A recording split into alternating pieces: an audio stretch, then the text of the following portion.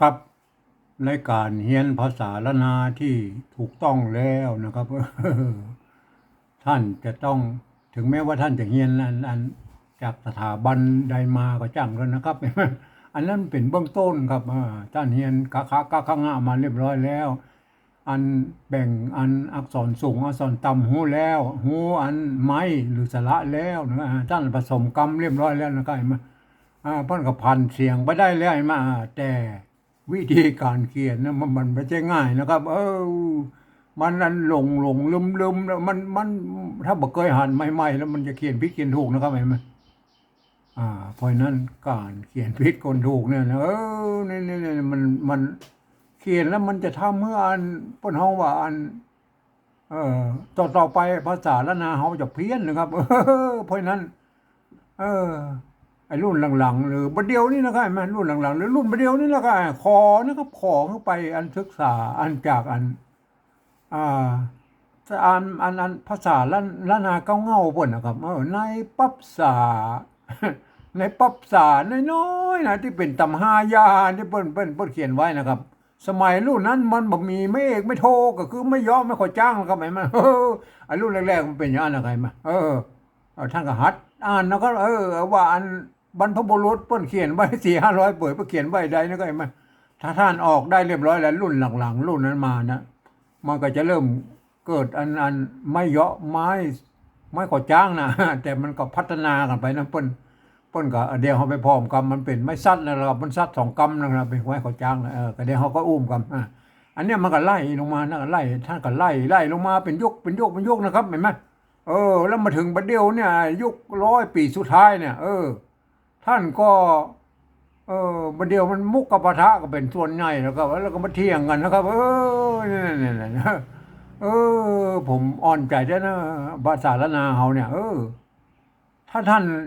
ไม่ต้องไปเถียงกันครับท่านไปค้นคว้าเอาอันเก้าเง่าของภาษาเปิ้นเอามาอู้เลยนะครับเอามาอู้เลยนะไผมี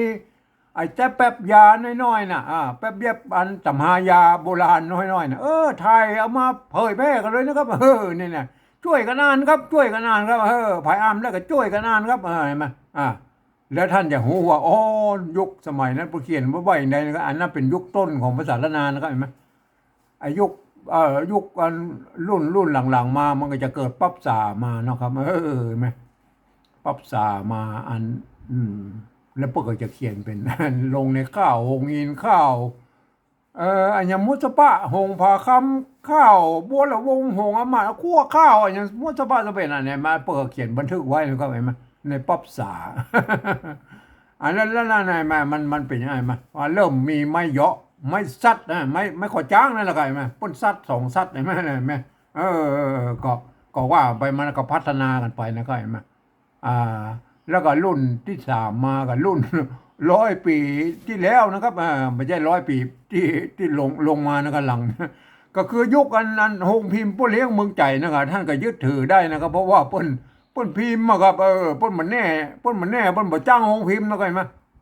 พิมพ์แล้วป้นฮู้แล้วว่าสมัยนั้นป้นเขียนอย่างไรนะเนี่ยเขาก็ถือว่าเป็นหลักฐานได้นะครับโอเคนะครับหลังจากโฮงพิมพ์ป้นเลี้ยงเมืองใจมาแล้วลุ่มต่ำกว่า100 ปีลงมาเนี่ยเนี่ยอันเนี้ยมันเริ่มมุกกับปะทะสอนกันไปมั่วกันไปนะก็เห็นไหมนะแล้วก็มาเถียงกันนะได้รุ่นเนี้ยรุ่นเถียงรุ่นมาถึงประเดียวนี่นะก็เห็นไหมครับวันนี้ผมจะขอจี้แนะอันตั้งแต่อันโบราณมันมาเลยนะครับยุคเก่าเง่าดูนะครับเห็นดูกันเนี่ยยุคเก่าเง่าของภาษาละนาอะไรมาพูดเขียนอย่างนี้มันเนี่ยมันบ่มีไม่เอกไม่โทไม่ยอมไม่ขอจ้างเนี่ยมาเย็นเนี่ยเย็นอันนี้อย่างกินดีไหมเย็นกินดีเลยเนี่ยมันเป็นเก้าเง่าของภาษานะบีเก้าเห็นไหมเห็นไหมท่านตัวกะเห็นไหมท่านจะอ่านเก้าก็ได้เสียงสมัญน่ะไอ้เก้าก็ได้เสียงโทปกตินะเก้าเสียงตีมันเนี่ยปนมีไม้ซัดกับเก้าไว้เพราะไอ้ไม้ซัดนี่มันบอกคือมันเป็นไม้โกบลีบดานั่งไงมันเนี่ยแม่มันมาโอเคนะครับบีเก้าลิ้นแม่นั่นลิ้นเนี่ยเพิ่นบ่มีไม้ก็จ้างไม่ซัดอะไรไปเด้อ ไอ้ลิ้นก็ได้นะลิ้นก็ได้ลิ้นน่ะบีเกาลิ้นนะเนี่ยตัวป้าไม่ก่อสะกดได้ง่ายมันก็เป็นอันจะอ่านป้องก็ได้อ่านป้องอ่านป้องตัวนี้มันต้องอ่านว่าบีเกาลิ้นปองอันนี้มันถ้าจะปากใช่ไหมเนี่ยมันลับอยู่ในนั้นอ่านบอใช่ไหมบอใช่ไหมเนี่ยบอใช่ไหมคำว่าบอเนี่ยอันยุคต้นๆปกติตัวนี้นะไม่กังวลอยู่ไหนมาบอครับมันมีอากันย้อนนะครับไอ้บอกับก้อเนี่ยท่านหูไว้ด้วยนะบอกับก้อปกติตัวนี้นะตัวบะไม่กังวลไอ้ก้อปกติตุกกะไม่กังวลเลยมาได้ไหมล่ะได้ไม่ไก่ตัวดะไหมเพิ่นก็ซัดไว้นะครับซัดไว้อย่างนี้คือมันแสดงไม่ซัดนี่มันแสดงว่าท่านจะอ่านใดก็ได้อ่านใดก็ได้อ่านใดก็ได้มันนั่นไปไหมอ่านได้3เสียงอันประเดี๋ยวนี้เอาตัวเนี้ยเข้าไปใส่แล้วก็มารุ่นหลังเนี่ยมันก็เนี่ยมันก็เพี้ยนกันไปเรื่อยๆนะก็มาเอาเนี้ยเอาไม้ไก่เนี้ยมาใส่นะได้เห็นไหมดูนะครับได้โบราณมาเขียนเลยลิ้นอันนี้ไม่ไก่ตัวก้าเห็นไหมจะอ่านไก่ก็ได้อ่านไก่กรณีนี้มันหูเรื่องเป็นประโยชน์บ่ได้ลิ้นไก่นะครับลิ้นไก่ท่านอยู่หูจักนะลิ้นไก่อันนี้คือภาษาอันยุคต้นๆนะครับมันบ่มีไม้เหาะไม้ขอจ้างนะครับไม้ขอจ้างอันรุ่นหลังๆมารุ่นหลังๆมาท่านก็มาดูนะครับอันนี้เป็นรุ่นที่มันรุ่นที่มันอะไรไหมรุ่นที่มันเริ่มเนี่ยรุ่นหลังมากับรุ่นที่มันมาเริ่มมีปั๊บษาแล้วนะส่วนใหญ่แล้วเห็นไหมอันนี้ก็เป็นใบลานอยู่ใบลานยาวๆนะครับเห็นไหมพวกเราเขียนเรื่องราวของเจ้าสมัยเก่าด้วยเห็นไหมเห็นไหมเปิ้นสมัยนั้นเห็นไหมเปิ้นก็แยกอะไรเห็นไหมอันนี้เนี่ยมันตัวกันย่อนเนี่ยเมื่อนั้นนะเมื่อนั้นใช่ไหมนะเมื่อนั้นเมื่อนั้นนั้นมันมีมา2 ซัดแล้วนะก็เห็นไหม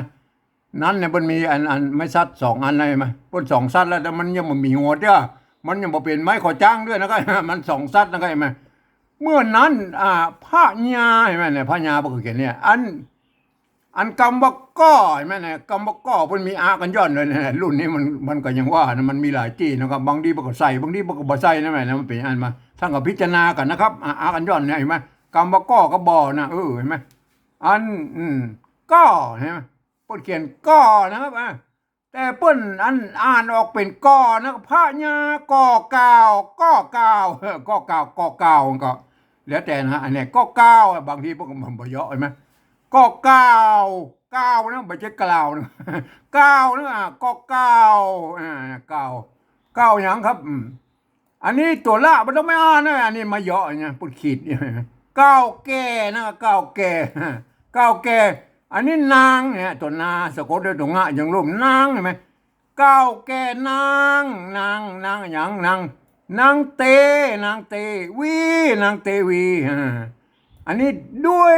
ไหมนะด้วยสมัยนั้นเปิ้นก็ใจร่วมกันนะครับด้วยผู้อย่างนี้เนี่ยท่านก็เข้าใจแล้วอันนั่นแหละอันกับว่าอันเสียงโทพิเศษโทเมืองเนี่ยไหมเปิ้นใจ2 ซัดเนี่ยไหมเอาไม้ซัด2 กำน่ะมันตอนหลังนี่ไอ้ไม้ซัดตางบนน่ะมันกลายเป็นไม้ขอจ้างนะครับก็ใส่หัวนิดหน่อยนะครับท่านก็พอเข้าใจแล้วคืออันรุ่นนี้มันเป็น2 ซัดนะครับอันนี้เป็นรุ่นเดียวกับไอ้รุ่นป๊อปสานั่นนะรุ่นต้นของป๊อปสานั่นแหละแต่พวกเราเขียนเป็นอันเจ้านะครับทีนี้เรามาดูไอ้รุ่นหลังรุ่นเดียวกันนี้ละมันเป็นข้าวหงหินแล้วก็เห็นไหมข้าวหงหินเห็นไหมอันข้าวหงหินนะรุ่นเดียวกันนั่นแหละมาข้าวหงหินข้าวหงหินนะรุ่นนั้นเห็นไหมอันนี้รุ่นหงหินแล้วก็มาเป็นข้าวที่เปิ้นเขียนในอันปั๊บษานะครับปั๊บษานะครับปั๊บษาปั๊บษาของรุ่นนั้นอะไรมั้ยมันเกิดปั๊บษาขึ้นมาแล้วพวกเอามาเขียนเป็นข้าวนะครับบทที่1เห็นไหมบทที่1อันนี้มันเป็นข้าวที่คุณณัฐนนท์ยอดสมนานะครับเปิ้นส่งมาผมเมื่อ12-13 ปีที่แล้วนะผมเริ่มเรียนภาษาอันนานะครับเริ่มหัดคนเดียวนะครับหัดเรียนคนเดียวเนาะบ่ได้ไปเรียนที่ไหนก็เรียนเมื่อเรียนกะครั้งเรียบร้อยแล้วก็ อันก็อันเฮียนการผสมเสียงกระผสมกำการอันตุยอันตุเจ้าอันเชียงไฮ้นะครับเพิ่นลง YouTube ไว้นะครับ ผมก็เฮียนตามนั้นมันผสมกันอย่างนี้อ๋อหูละหูเรียบร้อยแล้วก็มาเขียนในอันมาเขียนอันในเฟซนะครับเขียนไปเลยนะครับกำเมืองเนี่ย เขียนไปเลยพวกก็ผิดทุกพวกก็จี้มีคนมาจี้ทิศทุกนะครับมาก็เฮาก็ว่ากันไปนะครับอันคุณณัฐนนท์เพิ่นสงสารนะครับเพิ่นก็เลยเอาอันข้าวข้าวอันหงหินครับเปิ้นคัดลอกมาจากป๊อบสาของเปิ้นนะครับป๊อบสาของพี่น้องเปิ้นน่ะแล้วปูนเกาะคาลำปางเพิ่นน่ะมาแล้วพวกก็คัดลอกมาแล้วเปิ้นส่งมาให้ผมครับส่งมาให้ผมเรียนอันภาษาล้านนานะ อันเนี้ยผมก็ขอขอบคุณนะครับผมผมรู้จักภาษาล้านนามาก็ตั้งแต่นั้นและกันมาว่าอันโบราณบ่เขียนอยู่ได้นะครับ โบราณบ่เขียนอะไรนะผมก็เขียนไปแล้วเขียนผิดเขียนถูกแล้วก็มาก็ยังผิดยังถูกมาแทบเป็นปีพุ่นนะครับก็มีอาจารย์นักเขศนะครับที่เพิ่นอยู่อ่า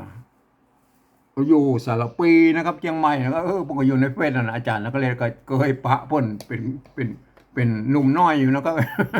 เพิ่นเขาก็เป็นอาจารย์ผมนะครับช่วยแน่ช่วยจี้นะครับกำนั้นผิดกำนี้ถูกเพราะเหตุใดอย่างพวกอธิบายให้ฟังหน่อยไหมเขาก็เถียงมันเป็นบางกรรมกัน แต่ก็ยังว่านะเขาก็ต้องยอมรับเพิ่นนะครับหลักการ เขาก็เอายืมหลักการมันมาแน่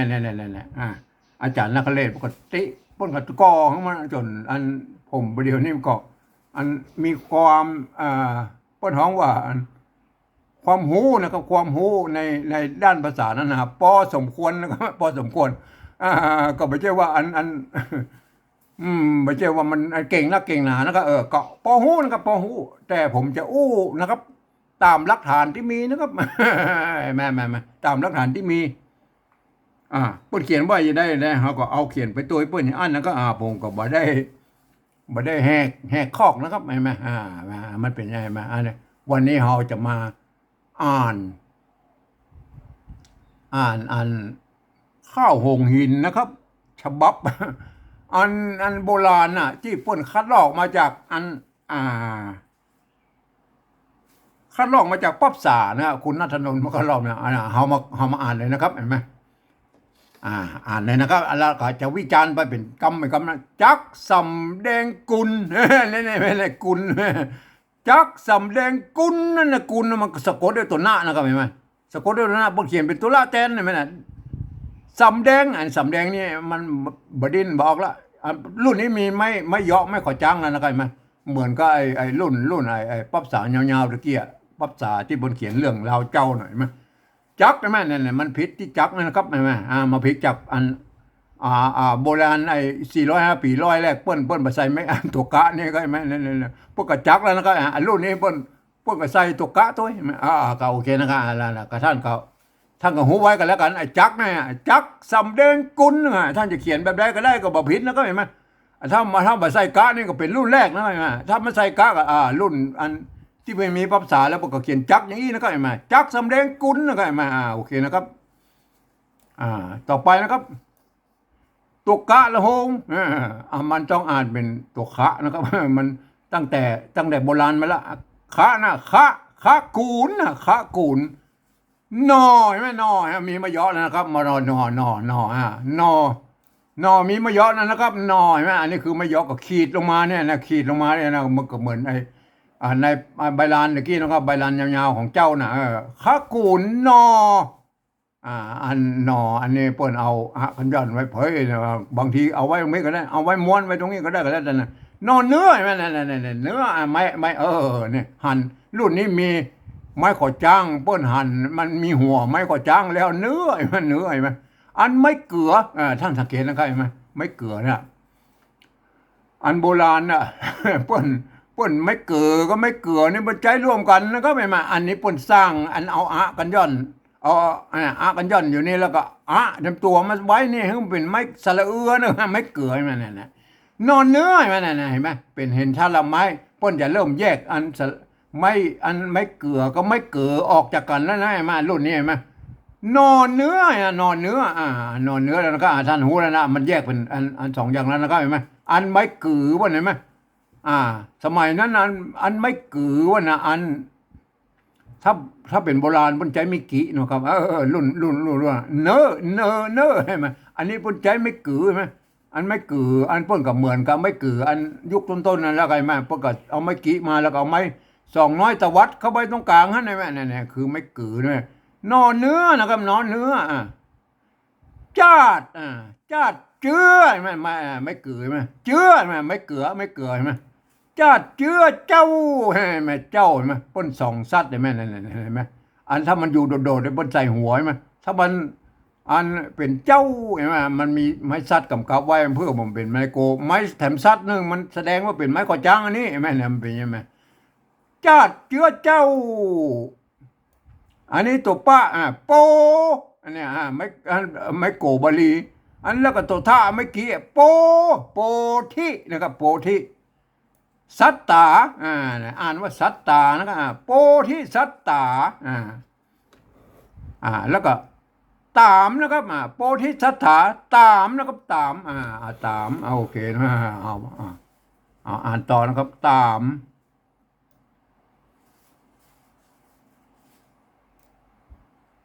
ตาม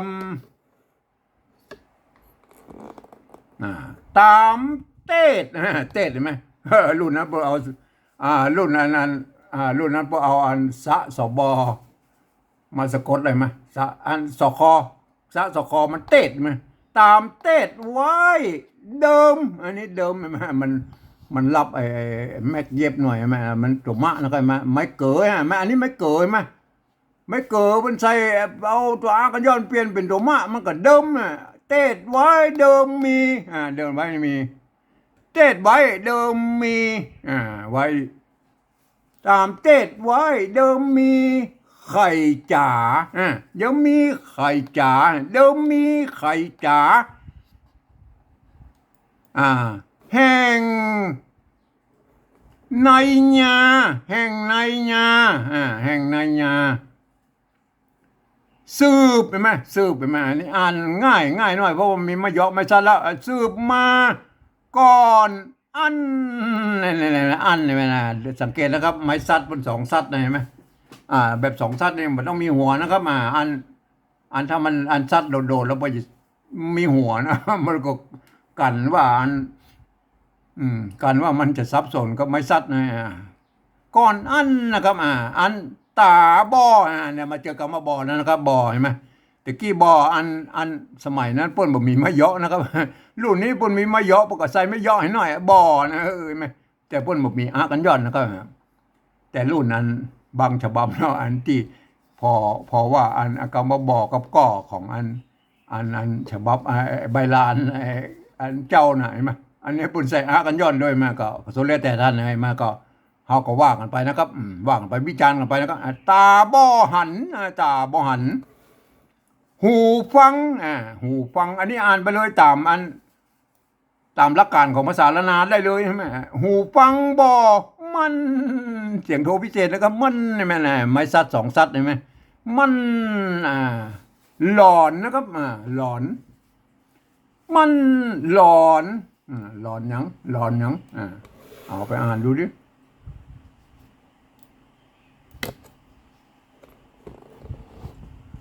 หลอนพิษดวงธรรมเห็นไหมธรรมธรรมะนะเห็นไหมเปิ้นเอารุ่นนี้เอาละห้ามใส่แล้วนะไงไหมพิษดวงธรรมพระตัวพระละหงนี่อ่านเป็นพระนะครับไม่ใช่พระนะครับอ่านพระตัวพระอ่านว่าพุทธนะครับพระพุทธนะครับเห็นไหมว่าจีกรรมบ่เพี้ยนพิรุษเห็นไหมกรรมบ่พิรุษเห็นไหมป้นใจตัวพระนะครับเห็นไหมอันถ้าออกเสียงพอเนี่ยป้นจะใจตัวพระเห็นไหมหรือปะละหงครับปะละหงท่านก็ไปเข้าใจเอานะก็อันออกเสียงพอนี่เป็นใจตัวพระเนี่ยพิรุษ ออกเสียงรุดเพราะว่ามันเป็นคำไทยนะครับมันเป็นภาษาที่มันเอามาจากไหนก็โม้พิรุษเนี่ยของไทยมันก็ออกพิรุษถ้าเป็นฮอนี่มันออกเป็นอันออกเสียงอันถ้ามาใจรวมกันก็ใจอันออกเสียงฮอนะครับเห็นไหมคอรถคอรถโตดเสียงโตดเสียงไงนะเนี่ยไม่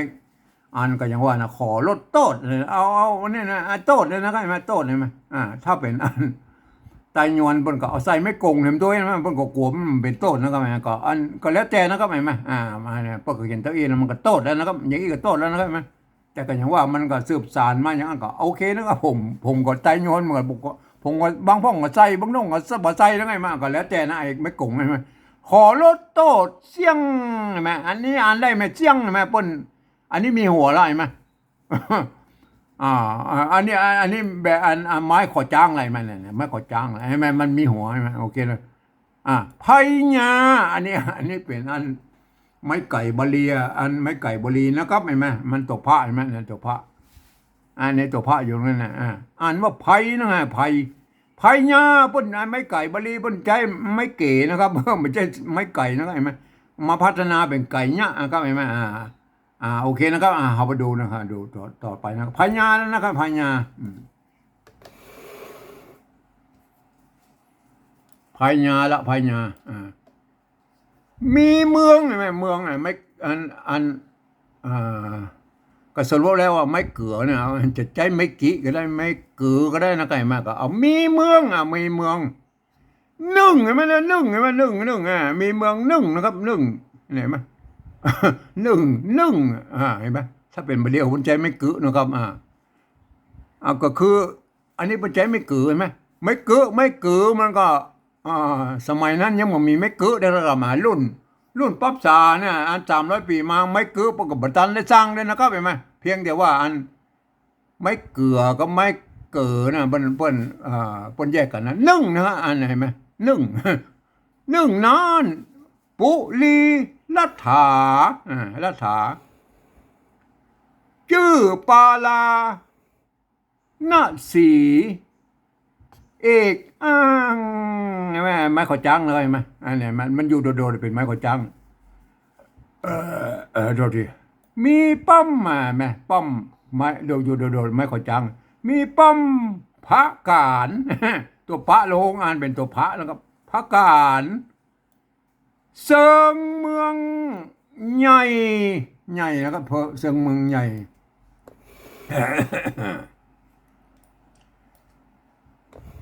เซิงเมืองใหญ่กว้า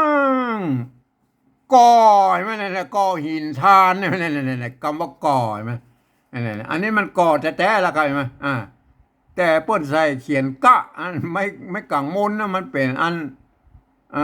มันเขียนว่าก่อแต่อ่านว่ากอเหมือนนะก็ไม่อ่านออกเสียงก่อเหมือนนะกว้างก่อหินทานเนี่ยก่อหินทานก่อสร้างก่ออย่างไหนไหมก่อหินทานเขียนครับเขียนครับนาติสาอยู่ในบังคับอยู่ในบังคับแสนสวยเข้าเห็นไหมกรณีมันมีสองซัดเนี่ยพวกกับมาใส่ไม้มาใส่หัวนะก็เห็นไหมโอเคนะครับมาอันนี้คือวิธีการเขียนเมื่อ300 ปีที่แล้วนะครับแสนสวยเข้าเมืองมูลเมืองมูลตัวอันนี้ให้อ่านตัวเห็นไหมถ้าใจเอาอันนั้นเอาทั่วก็ต้องเอาใจตัวทะเขียนแล้วก็อันนี้มันตัวตะต้องอ่านว่าตัวพี่พบนะตัวพอเห็นไหมตัวพระเนี่ยอัน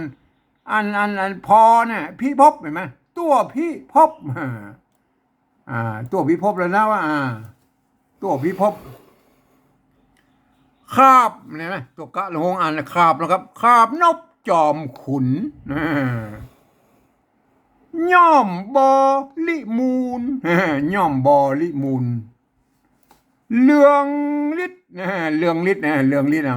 มันเป็นเรืองฤทธิ์เนี่ยมันเป็นภาษาไทยแล้วก็เรืองฤทธิ์มันมาใจห่วงภาษาละนาเขายืมมันมาเรืองฤทธิ์เห็นไหมเรืองฤทธิ์เข้ม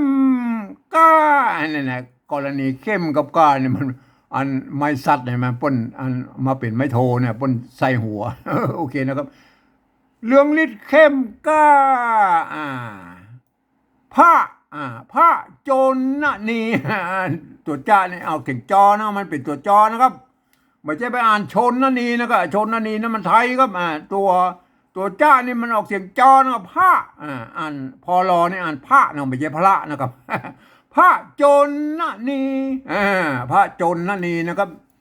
เจ้าองค์เลิศไหมเลิศไหมปนใจอันสอคออันองค์มันเห็นไหมไม่กงองค์เลิศใช่ไหมอันเลิศเนี่ยมันใช้สอคออันสะกดนะครับเห็นไหมเข้าใจไปด้วยนะครับมันโอเคนะครับนะจงเลิศอย่างเลิศล่าเมืองปาลาตั้นท้ายเนี่ยตั้นเห็นไหมเสียงตั้นนะครับตัวต้านะครับไม่ใช่ท่านไทยนะครับต้านท้ายเมืองปาลาต้านท้ายต้านท้ายโอเคนะครับพวกก็เขียนตัวอย่างยักษ์เห็นไหมยักษ์ผีดิบเห็นไหมยักษ์ผีดิบพวกก็เขียนตัวอย่างตัวเนี้ยไม่สัตว์ตัวกะเห็นไหมยักษ์นะก็ไม่เปิ้นเอาตัวยะนะตัวเนี้ยเนี่ยเปิ้นยืมตัวยักษ์มาเป็นนะยักษ์ผีดิบอยู่ดงป่าไม้นี่แหละป่าเห็นไหมป้นใจตัวละมากำเฉยๆนั่นเห็นไหมมันก็ตามแบบเบ้าของอัน400-500 ปีป้นเอามากำเฉยๆป้นมาอ่านแล้วก็โอเคนะอยู่ดงป่าไม้เห็นไหมไม้อันรุ่นแรกๆป้นแล้วก็ไม้ไก่แล้วก็หลุมมะแล้วก็ไม้ซัดนะเห็นไหมอันนี้ป้นจะอ่านไม้ก็ได้อันนี้กรณีอ่านไม้อย่างเดียวเห็นไหมเพราะว่ามันเป็นไม้ขอจ้างเห็นไหมอันนี้ภาษาเริ่มนี้มันยู่ใช่ไหมยู่ปกไม่เยาะปกขีดลงมาเฉยๆนะขีดมันเฉยๆอยู่ดงป่าไม้ลักแม่เจ้ามาดาใช่ไหมเอาไปเนี่ยนะครับตัวใช่ไหมพวกก็เอาแบบฉบับ500 ปีมาแล้วนะครับเอาไปนะครับเอาไป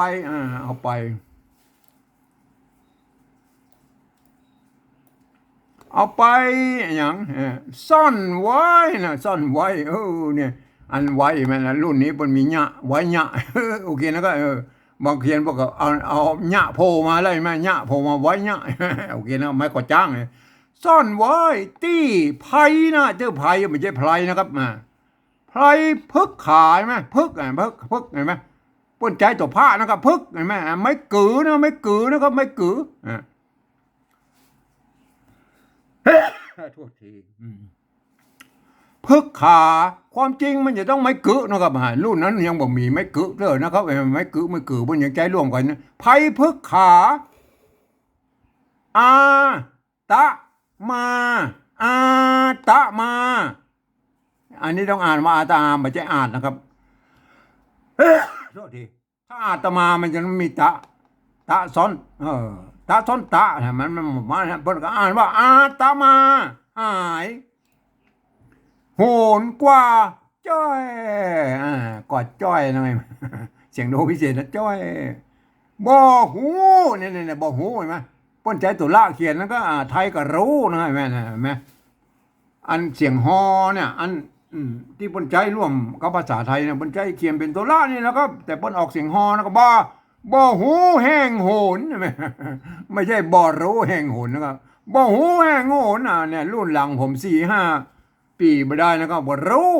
รักอย่างก็ว่าอ่านโอ้อันนี้ไหมมันต้องอ่านว่าบ่หูนะครับ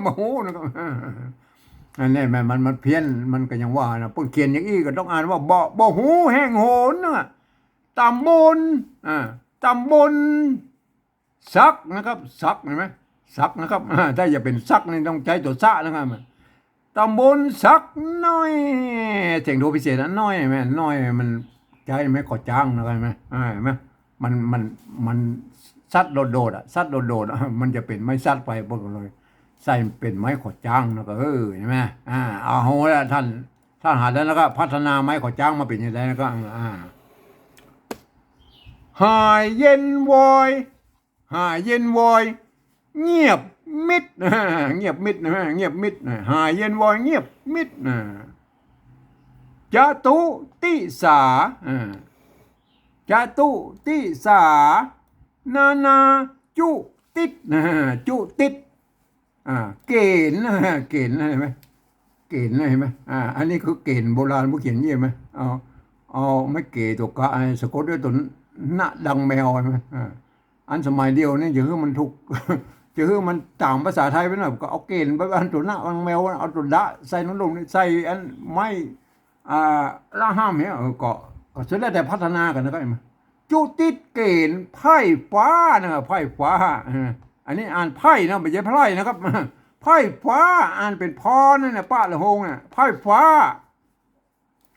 ตัวไปนะครับตัวไปบ่อประจวบป๊บบ่อประจวบป๊บตำบลตำบลนะพวกเขียนตรงตัวนะตำบลเดี๋ยวนี้อ่านง่ายละตำบลอย่างตำบลหนไหนตำบลหนไหนพระภูวะในในยะนะครับในยะพระภูวะในโศกาโศกเศร้าโศกเศร้าโศกเห็นไหมเนี่ยอันรุ่นนี้บนกับเนี่ยมันก็มาอย่างเงี้ยนะครับมารุ่นนี้เพิ่นเอาไม้โก่งใส่มันเนี่ยมันก็เลยมาถึงมาเดียวนะครับว่าอันเจ้าไต้หวันอันเชียงใหม่เพิ่นเอาใส่ไม้โก่งเพราะ2ไม้เนี่ยโศกเห็นไหมความจริงบ่ต้องใส่ก็ได้มันโศกแล้วนะครับเห็นไหมแต่ก็ยังว่านะมันก็เฮาอันนี้วิจารณ์ตามหลักภาษาเนาะครับเห็นไหมคือไม่โกงนี่คือไม่โกะรูปไม่โกะไม่โกะแล้วไม่โกะเห็นไหมมันอันไม่โกะตัวซะเห็นไหมสะโกะได้ตัวดามันก็โศกอยู่แล้วนะก็อันพวก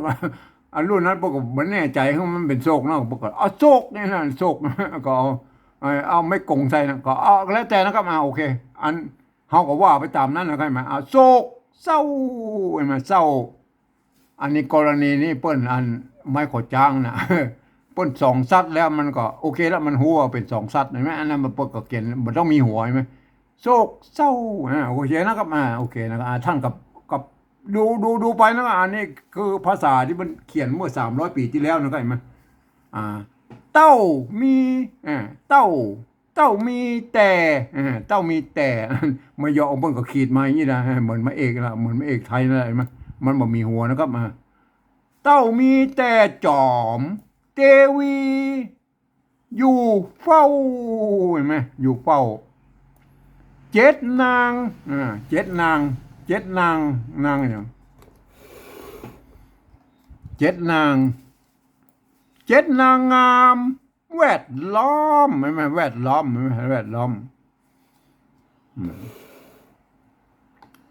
บุตรในคันใช่ไหมคันใช่ไหมเปิ้นก็สะกดไปตามนั้นไหนเปิ้นอ่านว่าคันมันก็เอาตัวข้าหางยาวเขียนได้ไหมคันใช่ไหมบุตรในคันมันไม่ใช่เอาเทียบภาษาไทยเมื่อกี้นะไอ้คันรอหันนะมันไม่ใช่นะบุตรตะ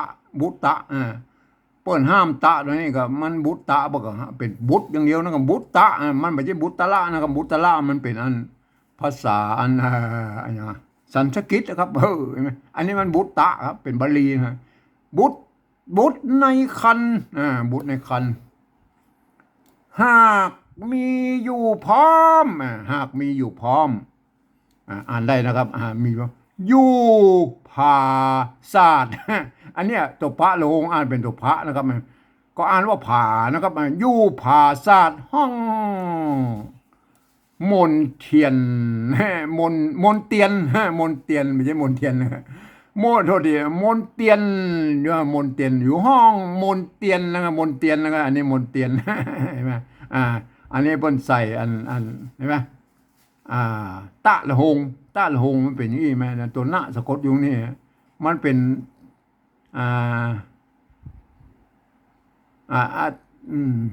มนเตียนเนี่ยมันมีเปิ้นตัวละห้ามให้ละห้ามมามนเตียนไม่เกี่ยสะกดด้วยตัวหน้าเตียนแม่เป็นตัวละแตนก็เอาตัวละห้ามเขียนไว้แล้วก็โอเคนะครับ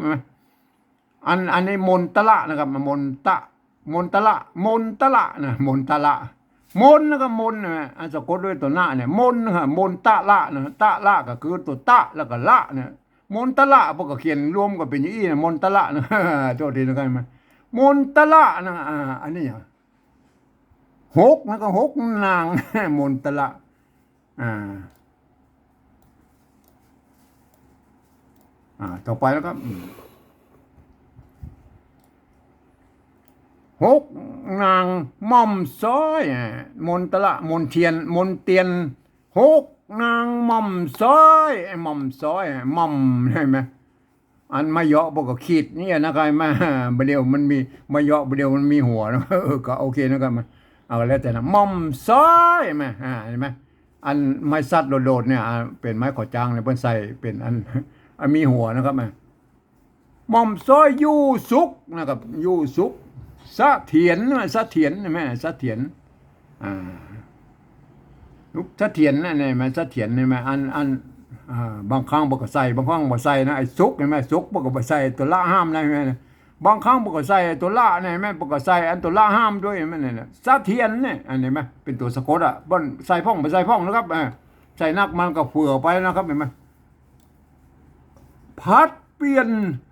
วันอยู่กันน้อมเฝ้ากำหนดถึงพระสูตรพระนะครับพระสูตรองค์อันนี้อันไม้กามันได้หายองค์เจ้านะครับองค์เจ้าไม้กาเลยมันหลับไปนะครับองค์เจ้านะครับหกนางเราขอดต้องหกนางเราอันนี้มันเกิดก่อนนะครับหกนางนกหกนางหม่อมซ้อยนะอันมหาเทวียังบอกข้อเตือนนะครับหกนางหม่อมซ้อยข้อต้องเป็นปุรุษนะครับเป็นปุรุษไทยมันบุรุษนะครับอันนี้มันต้องอ่านว่าปุรุษมันเป็นอันภาษาบาลีนะครับปุรุษเป็นปุรุษตั้งหกพี่น้องมีเป็นผู้ชายทั้งหกคนเลยว่าเห็นไหม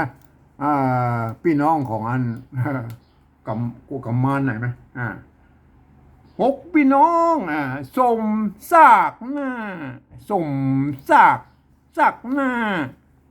เหล่างามเห็นไหมมีพระนางเก้าเนี่ยเก้าตัวก้าตัวละนี่ประมาณเอาเขียนไว้บดานั่นกันเนี่ยเอามาเทียบไว้บดานะกับอันต้นกับผูกจี้เขาดูแล้วไอ้เป่าอย่างนี้มันนั่นไหนไหมเพิ่งเอามาตัวละมาเขียนไว้กั้มมาได้ไม่ต้องไปอ่านเพิ่นนะครับไม่ต้องไปอ่านเพิ่นอ่านตัวกะไหมตัวกะไม่เก๋ามีไม่ขอจ้างไอ้ไหมก็อ่านว่า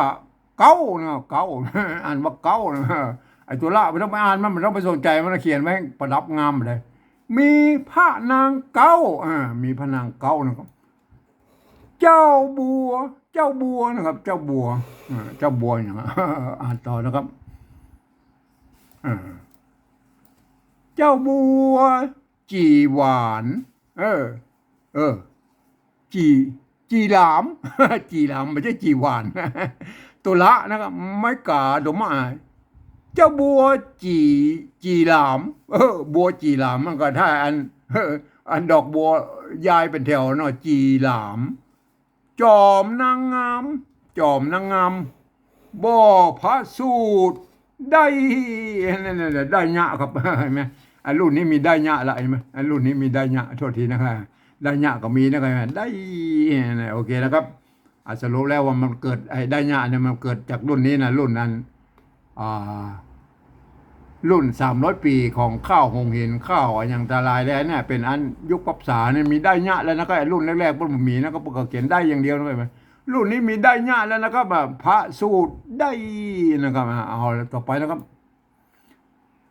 พระปิดตาตัวบิดาปิดตาเนี่ยมันต้องปิดนะครับจบอันนี้เป็นพระป้อมนะครับพระป้อมพระปิดตาจริงบังคับให้โหราตวายมันอันตวายมันเป็นคำควบนะครับตวายบอกตักตวายบอกตักว่าโอนะครับว่าโอนะอันนี้โอแล้วว่าโออย่างไรว่าโออย่างไรโออย่าง โอละสาปุตตาลูกฮักฮักเห็นไหมฮักคำว่าฮักเห็นไหมผมไม่ใช่ฮอเอาไม่เดียวเอาตัวฮะฮอนุ่งหูมาเขียนเนี่ยมันใช่นะเนี่ยพวกเขียนตั้งแต่เอาตัวละนะเขียนนะแต่เปิ้นพวกอ่านว่าฮอนะก็ลูกฮักที่ทรงที่ทะลงตะลงที่ตะลงถ้าตัวตะละหงนี่อันเปิ้นอ่านเป็นตัวทอนะทงที่ทงคันหรือตะลงคันตี้ตะลงคันหั่นก็สุดแล้วแต่จะอ่านแล้วก็มันก็ยังว่ามันอ่านกันเลยแบบคือมันม่วนแล้วก็หั่นในคันในคันในคันพระอ่านใช่ไหมคันพระจักเป็นมนุษย์จักเป็นมนุษย์จักเป็นมนุษย์ปุรุษปุรุษสีสันปุรุษสีสันจุงหานนั่นนะก็เห็นไหมจุงหานจุงหานนั่นนะครับเอาหน้าต่อไปนะครับ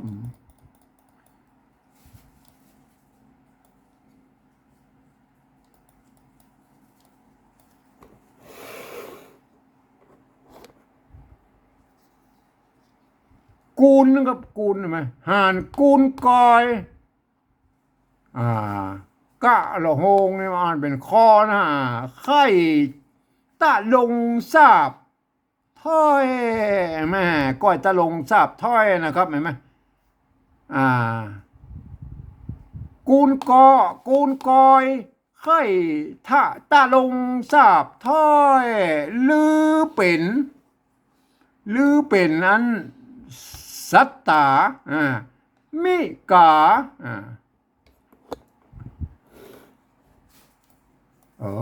โทษ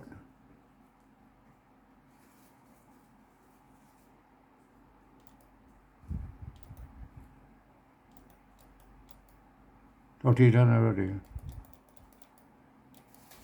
มันกิ๊กไปกิ๊กมามันเลื่อน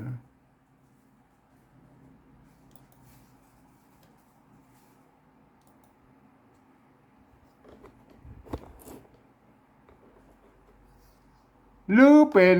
สัตตามิกาใหญ่น้อยผีพงพายผีพงพายตั้งเจื้อนะครับแม่ตั้งเจื้อโอเคนะครับท่านก็สังเกตไปโดนนะครับแม่เป็นภาษารุ่นนั้นแล้วกันมาเฮ็ดสันใดจริงได้หังเหือ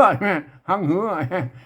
มันร่วมกันนะครับภาษาไทยสระหังเหือภาษาไทยกับรังเรือนะอันได้ตัวนี้เพิ่นบ่มีญะใช่ไหมบางทีก็มีได้ญะบางทีก็บ่ได้พ่องเห็นไหมก็สุดแล้วแต่นะครับพอจะเขียนได้ญะได้อย่างมันก็บ่ผิดนะครับเห็นไหมมันก็เป็นไม้ไก่เหมือนกันนะจริงได้หังเหือ10เบี่ยงค่อน10เบี่ยงค่อนเดือนมาโอ้นี่มั้ย10เดือนยังบ่ออกเลยอันองค์กุมารเห็นไหมนักพาดฮับนะครับกำนับเห็นไหมบ่ใจมันกล่าววงกำนับบางทีปกติบางทีพวกก็บ่ใจนะครับก็ท่านก็พิจารณาเอานะครับไม่กล่าววงเห็นไหมพาดฮับกำนับหันษาเพิ่นเขียนอย่างนี้ไหมหันษาเอาตัวหน้าเขียนเป็นวงเขียนเป็นตัวละแต่เอาตัวสะอยู่ลุ่มนี่หันษา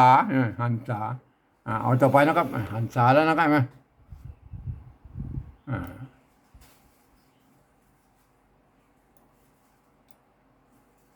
เกณฑ์เดือนมานำนางออกตั้งบวกกุลหารจับยามแม่นมัน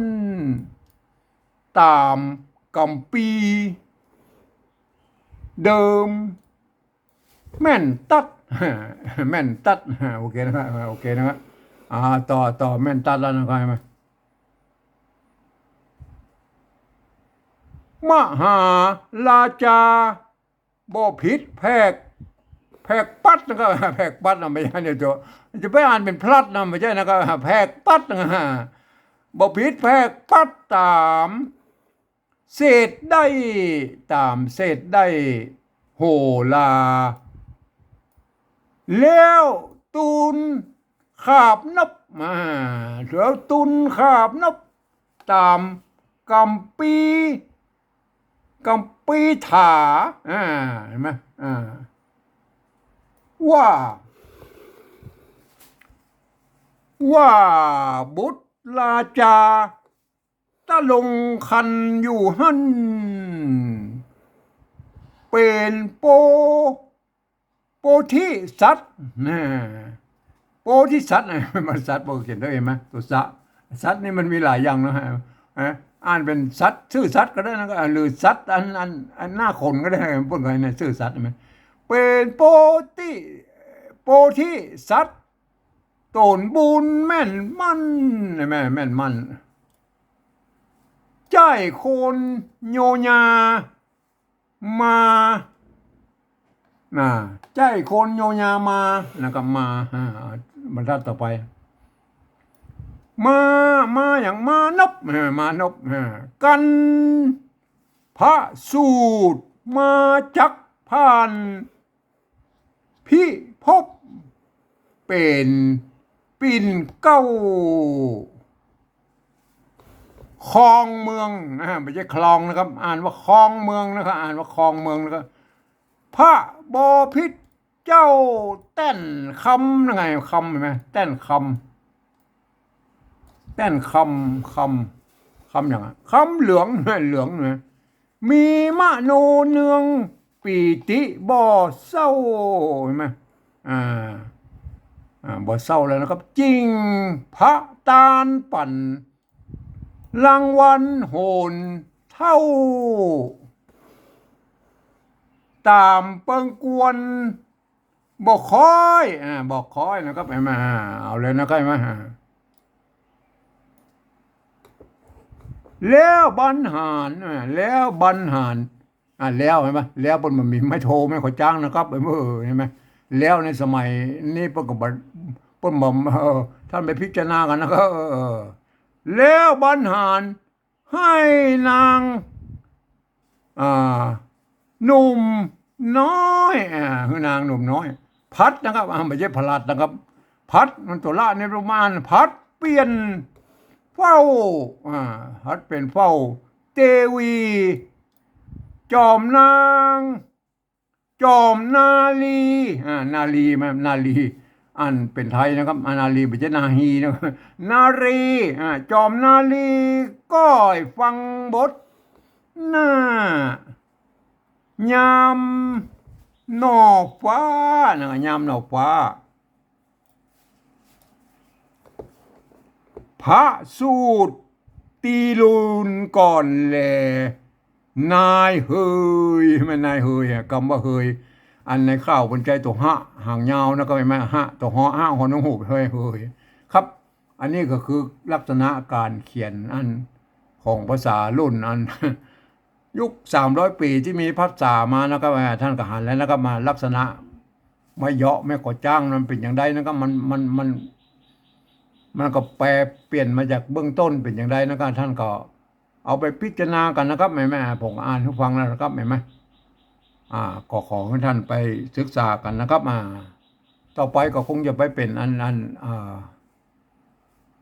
รุ่นอันนั้นเป็นหนังสือของอันรุ่น